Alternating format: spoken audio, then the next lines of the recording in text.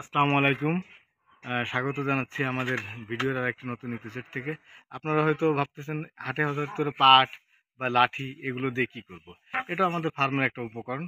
আমরা ফার্মে আজকে চুন এবং ব্লিচিং একসাথে মিক্স করে দেব। এই যে দেখতেছেন পাট, এই পাট দিয়ে আমরা হচ্ছে মূলত এখানে যে ব্রাশ, চুন এবং ব্লিচিং ফার্মে দেওয়ার জন্য যে ব্রাশ, সেই ব্রাশটা তৈরি করব। তা আপনারা দেখেন যে কীভাবে ব্রাশটা তৈরি করতে হয়। ব্রাশ তৈরি করার জন্য এই পাট কিন্তু আগে এর ভিতরে দিয়ে দিতে হবে, দিয়ে দেওয়ার পরে বাঁধতে হবে, বাঁধার পরে এই পরিমাণ মতো এইখানে কেটে তারপর আছে এটা দিয়ে ইউজ করা হবে। এর আগে একটা দেখাচ্ছি, এই যে একটা আমরা তৈরি করছি অলরেডি, এই যে দেখতে পাচ্ছেন, দেখেন এই যে পাট বেঁধে এইখানে এই দিয়ে এরকম একটা তৈরি করছে। আমরা যেহেতু সিয়াম আছে সাথে আর একটা তৈরি করবো। এবার এর মধ্যে চুন এইভাবে দিয়ে চুন এখানে নিয়ে এরকম করে ধরেন আপনার চুন দিলে এটা কিন্তু ফার্মে চুন দিতে সুবিধা হবে। তো ধন্যবাদ আপনাদের।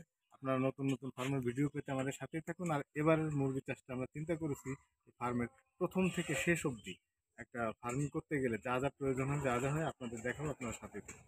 ধন্যবাদ। আসসালামু আলাইকুম সকল।